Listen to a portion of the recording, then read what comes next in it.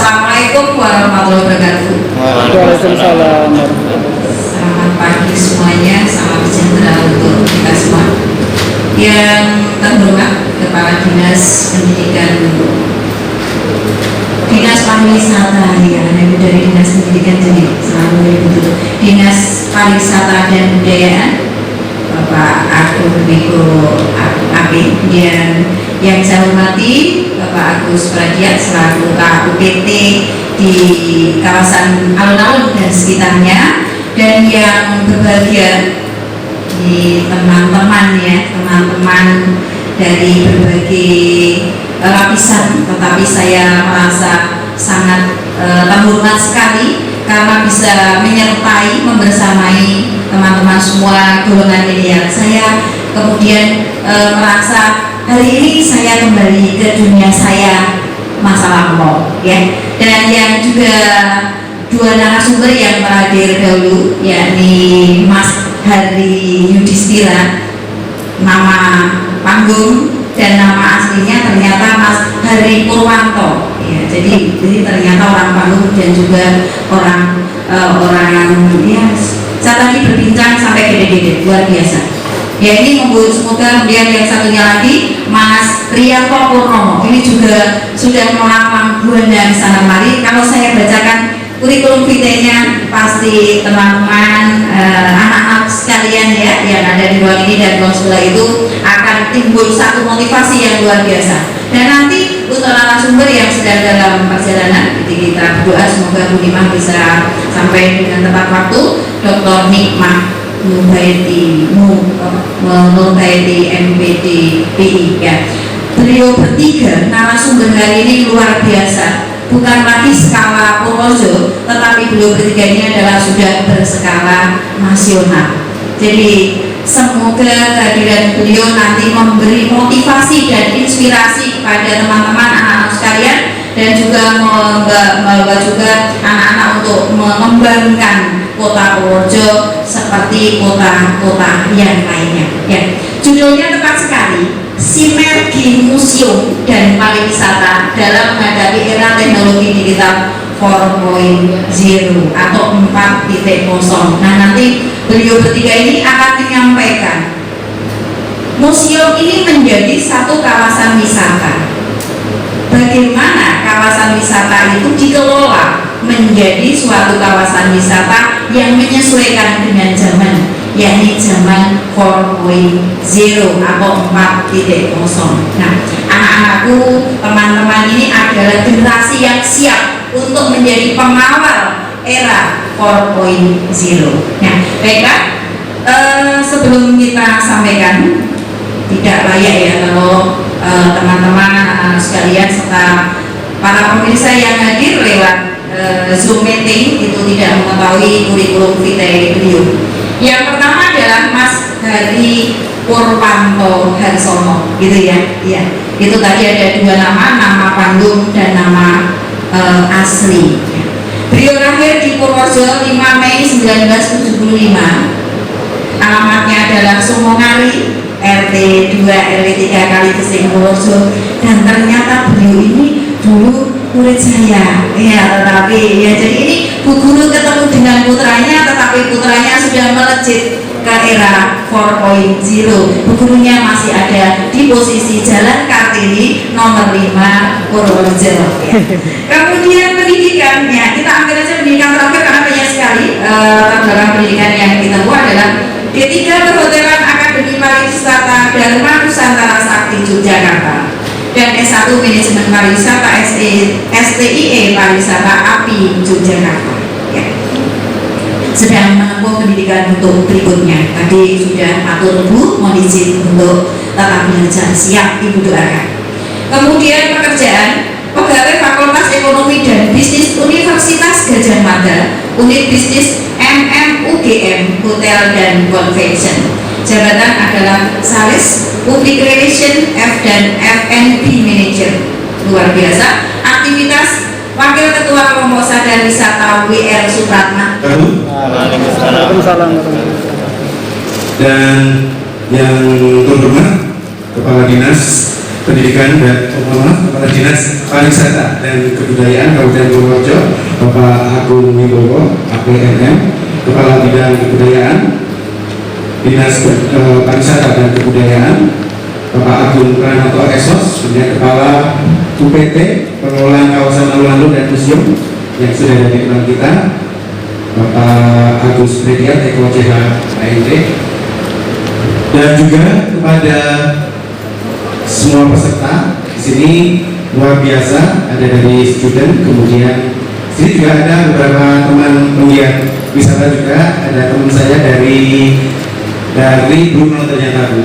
Jadi ada Bang Arif, kalau saya manggilnya Bang Arif, ini juga luar biasa, dan juga yang lain, dan tak lupa kami sama juga, ada ibu saya juga, Gubernur sebagainya. Ternyata kita hari ini sama, kostumnya sama-sama merah dengan Mas Bos, sebagainya Mas Bos. Sama merah juga, tapi agak mendekati dari maskernya.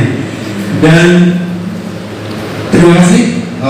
Sebenarnya kalau saya bicara, saya bukan siapa-siapa, tetapi di sini saya mencoba untuk kita sama-sama diskusi. Ketika kemarin saya diminta untuk memberikan materi tentang museum dan pariwisata, saya menjadi tertarik karena memang itu makanan saya di pariwisata, sehingga ada sesuatu hal yang kita coba untuk angkat bahwa apa hubungan antara museum dengan pariwisata ketika dikoneksikan di era digital 4.0, sehingga harapannya museum ini jadi sesuatu yang mempunyai value yang ke depan juga akan banyak, tidak hanya diminati oleh untuk penelitian saja, tetapi juga di situ sesuai dengan fungsi museum, salah satunya juga sebagai tempat rekreasi.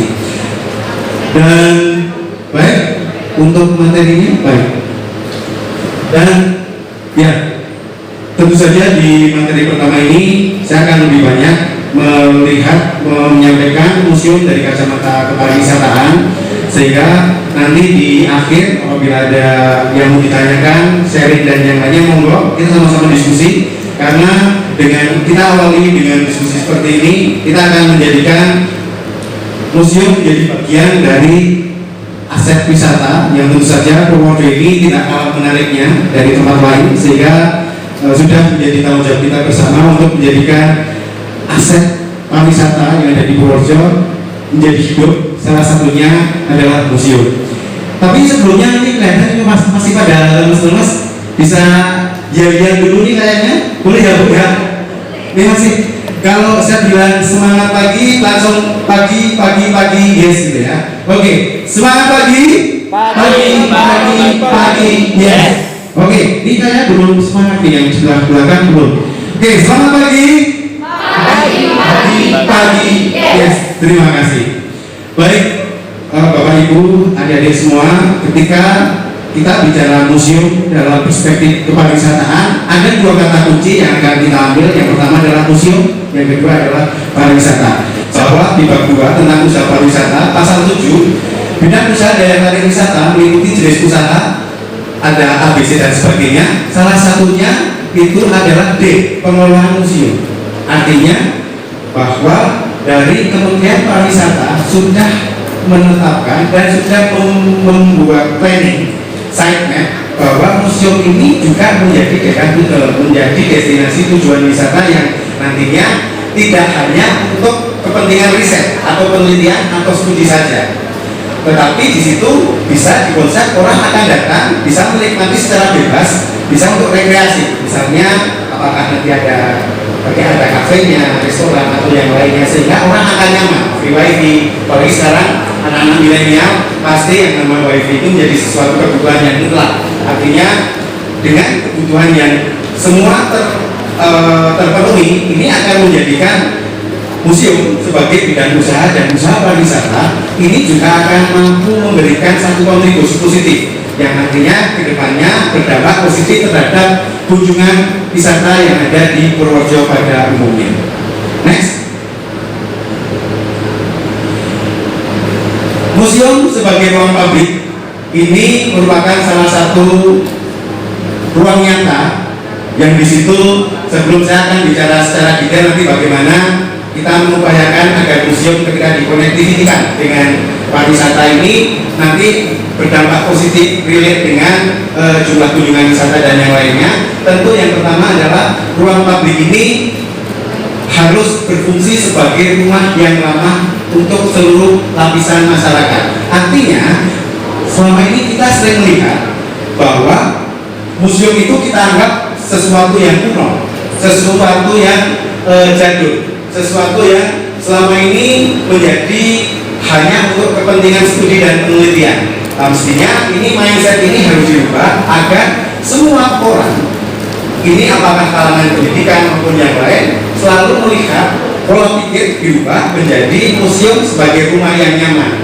Aktivitas masyarakat di museum ini menjadi sesuatu yang dibutuhkan dan ada sebuah pergerakan. Tentu untuk menjadikan rumah yang ramah ini dibutuhkan adalah SDM yang berkualitas, bertata krama dan digital basis untuk masa sekarang. Artinya bagaimana mungkin seorang tamu pengunjung akan datang di museum tidak dilayani oleh petugas yang jaga dengan ramah. Ini harus menjadi prioritas. Jadi pengembangan pemberdayaan SDM ini menjadi satu PR yang harus dijadikan. Saya kira itu akan relate dengan pelayanan prima atau excellent service, sehingga SDM yang berkualitas, bertata krama dan digital basis ini tentu harus bertumbuh kepada attitude yang baik. Jadi contoh attitude yang baik itu ketika ada tamu yang datang mestinya harus dikritik, disapa, selamat pagi, siang, malam dan seterusnya.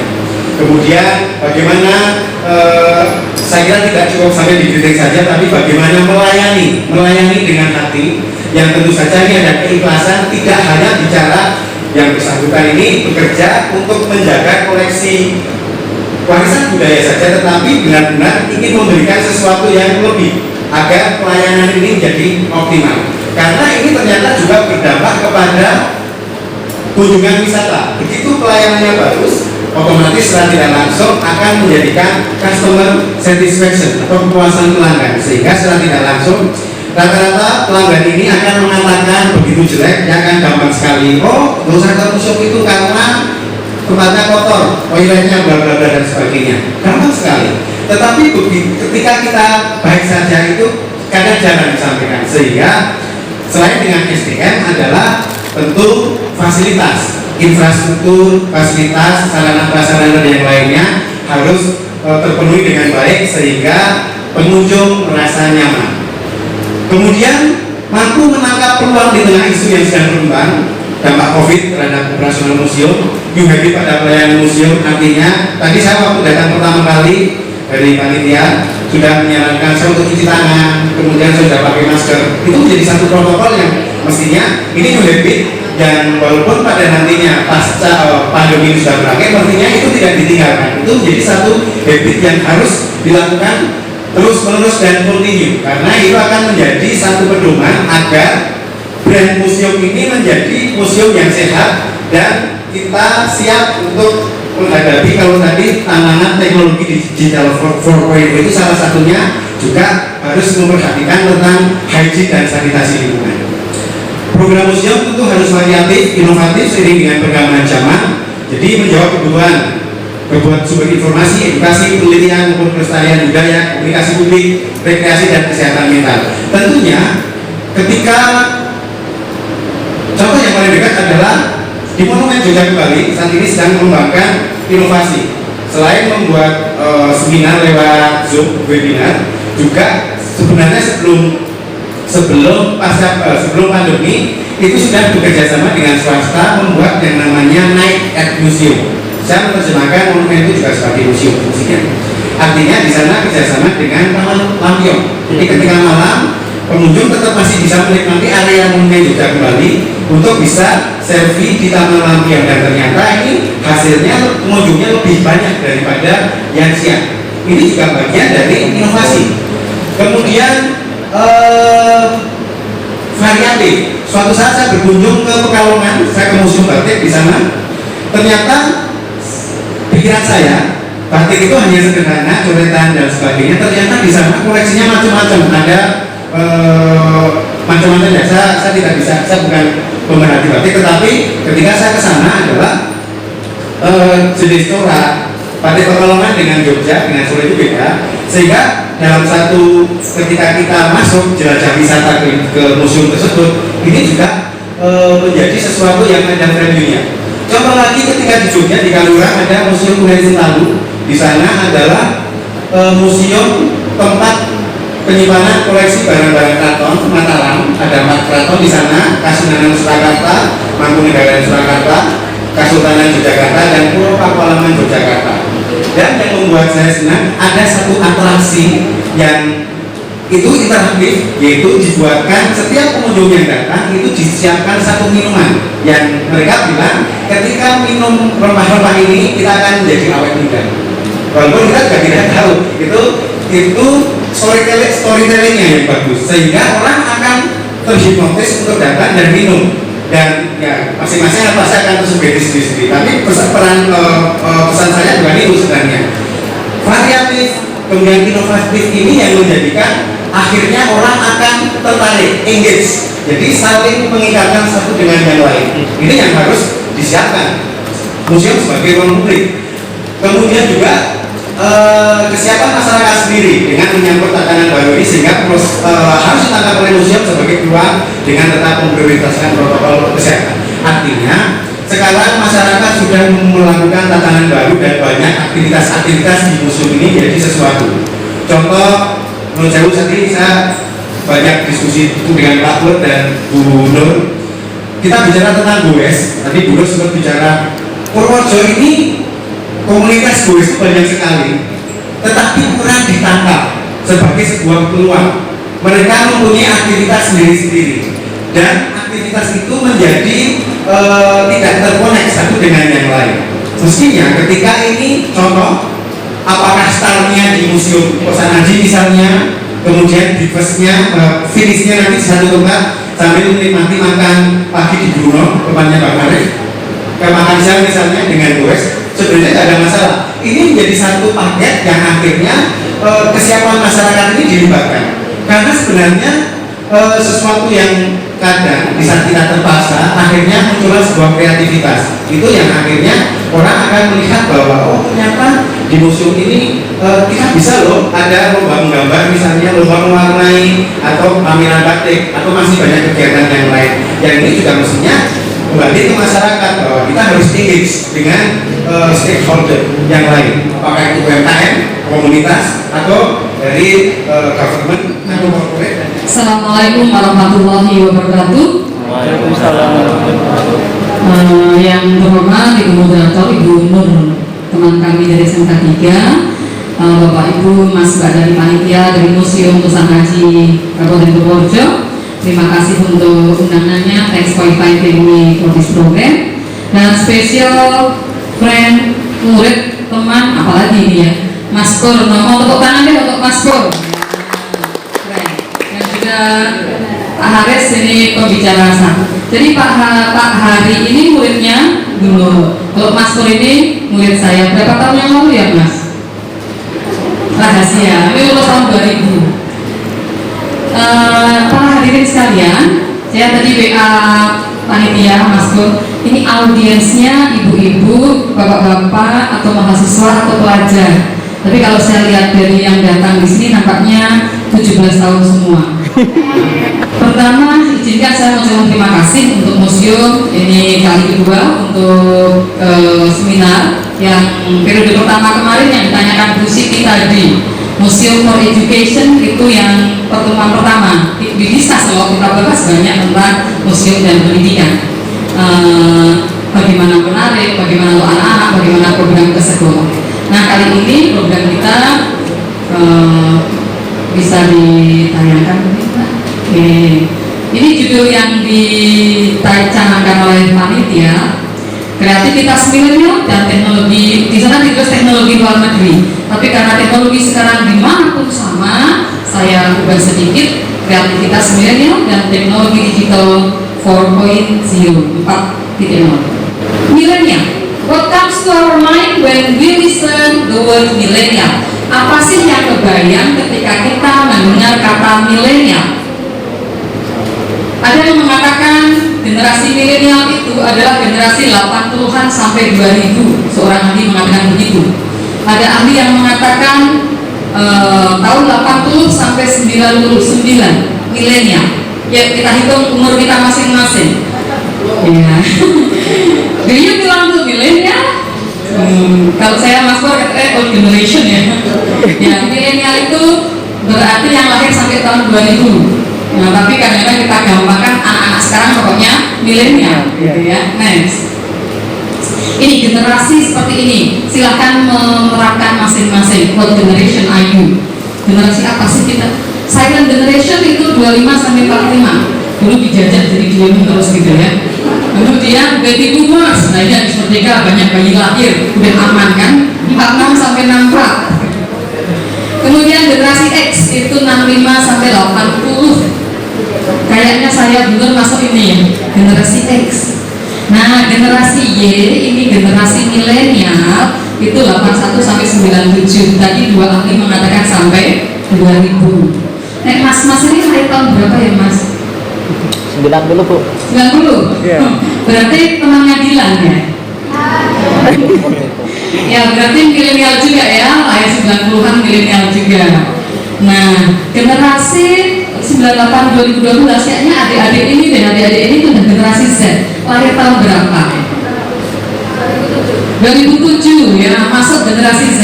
Berarti ya sekarang digampangkan masuk milenial, tapi generasi muda ini sudah pasca milenial, sudah generasi Z. Nanti setelah generasi Z akan lahir generasi Alpha yang katanya tidak butuh guru lagi, tapi kita belum tahu jauh ke depan.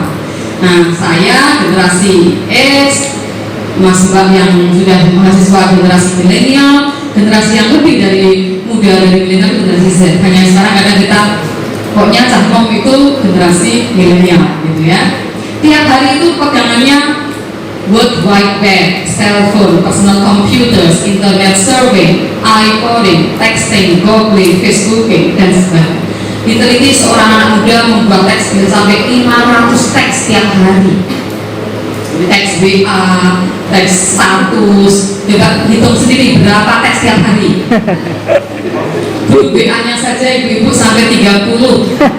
Alumni TK, alumni SD, SMP kelas A, SMP kelas B, kelas 12, SMA, Dawes, RT, Yasinan sampai 30. Apalagi generasi milenial gitu ya. Ada lagi grup mantan lebih. Ada yang punya grup mantan begitu? Tanya anaknya Bu, itu yang sebelah Bu. Oh, tanya ini, ada yang punya grup mantan? Wow. Ini ya, jadi generation concept dari generasi baby boomers, generasi X, generasi Y atau milenial, generasi Z.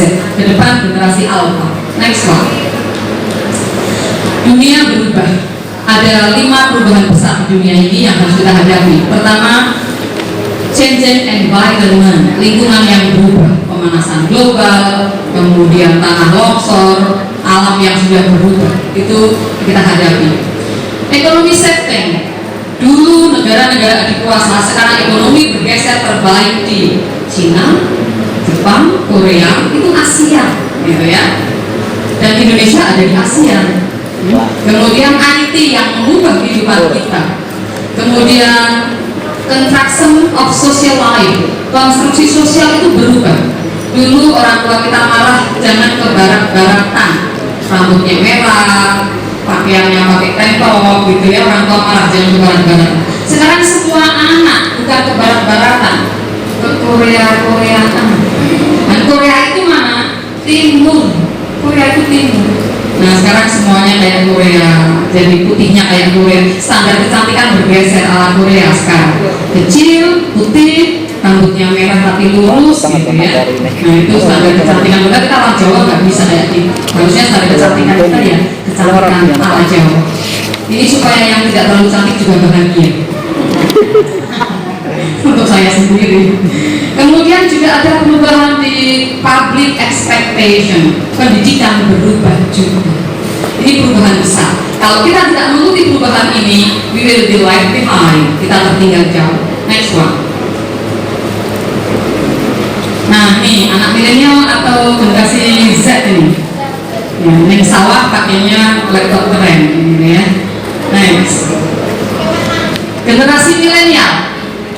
dia itu sedang pesen makan malam, dia itu sambil mengerjakan PR, dia juga sambil berselancar, multitasking. Makannya nanti datang, dia garap PR sambil makan sambil dengerin musik. Can you imagine?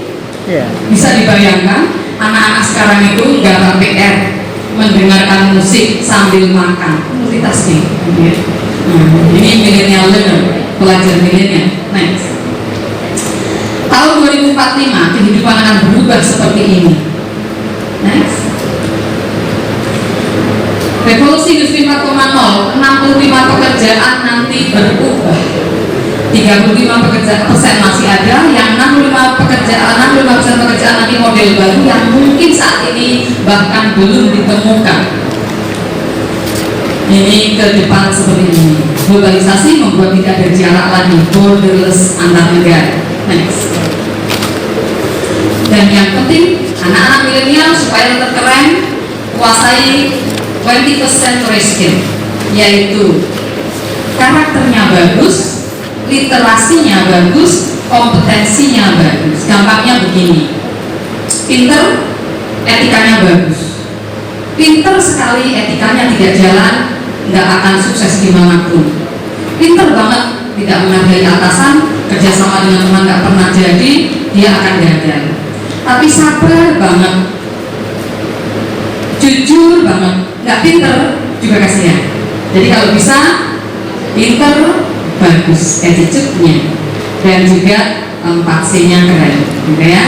Nah, Waalaikumsalam warahmatullahi Terima wabarakatuh. kasih dinas kebudayaan makin well. Dan apa yang terjadi hari ini dan rangkaian ini karena ini rangkaian menurut saya luar biasa dan patut diapresiasi. Aku kepala dinas Pak, semoga nonton live zoomnya. Terima kasih Pak.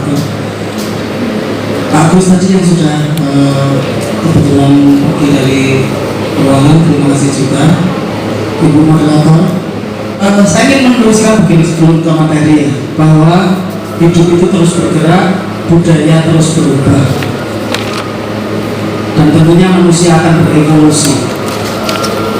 Masker dulu kalau ketemu orang naik motor, tidak naik motor pakai masker dianggap aneh, kayak jijikan. Sekarang ketemu orang nggak pakai masker, jijik. Artinya evolusi kan. Ini kok orang tergali ya, bertamu lalu pakai masker kayak orang tergali sih di rumah.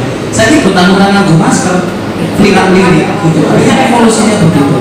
Nah, karena manusia akan berevolusi, museum hadir sebagai pencatatnya, dan digital akan menjadi pengingatnya. Ini keterkaitan penting antara museum dan digital. Museum itu ujung bendanya, digital itu catatan di udaranya. Nggak bisa pisah. Anda mau membangun museumnya mahal megah kayak apa, digitalnya nggak kuat ya, siapa yang mau? Karena informasi tercepat itu justru dari digital.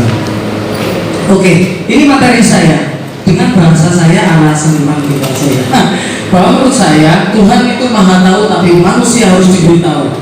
Anda nggak bisa menyalahkan orang yang nggak suka dengan benda purbakala, karena anak ini dilahirkan oleh orang tua yang di generasi juga tidak tahu sejarah itu. Jadi ini cetakan. Nah ini akan berulang. Maka kalau tidak kita stop lalu kita merubah mereka, generasi di bawahnya mereka lagi lebih ambiar. Siapa Gajah Mada? Nggak tahu. Tapi saya cek Museum Kocang Aji itu misalnya, ini yang pegang adminnya siapa? Entah ya, daripada nanti nggak pakai ngaco gitu. Yang Polri benda pusaka satu saja lalu dikaitkan dengan semangat pagi ini, itu bagus ya ya. Pusaka tinggalan Diponegoro mengingatkan satu semangat pagi sih, nggak apa-apa. Bahasanya ya nggak usah kayak rapat serius populer gitu. Karena yang nonton itu harapan kita kan memang yang milenial dan Z tadi. Nek ini adalah gitu ya, ini adalah ya yang baca itu adalah gitu. Nah, catatan kantor ini maksudnya untuk tim museum. Terpenting itu, ini seperti kejadian corona. Ini yang lucu itu kan bukan siswanya, tapi gurunya. Siswa ini diajak azab, zoom, diajak wiana, cerdas gurunya. Artinya yang perlu dipahami ada keselarasan. Yang sedang memegang kebijakan adalah generasi lama. Bendanya yang dihadapi benda baru nih. Maka penting, saya sangat suka ini Pak Agus gandeng banyak milenial mengelola acara ini. Saya ini mau kenal siapa tapi lihat, ya tapi bagus. Ini yang ngurus ini kan nggak dinas banget gitu, api. Nah harusnya begini gitu, karena apalagi dunia digital, ngomong Google Drive aja ke salah satu pegawai negeri yang agak berusia lah lucu. Google Drive bisa bilang gini BA lah boleh jawab. Iya, karena hobinya para kesatuan itu hanya membagikan ulang foto video yang ada di WA grup arisan gitu ya. Jadi ini penting sekali adalah belajar bagaimana membackup password, data itu penting sekali karena anak SMP itu bisa nge-hack sekarang, apalagi yang kedua keamanan. Pastikan kita bersahabat dengan internet.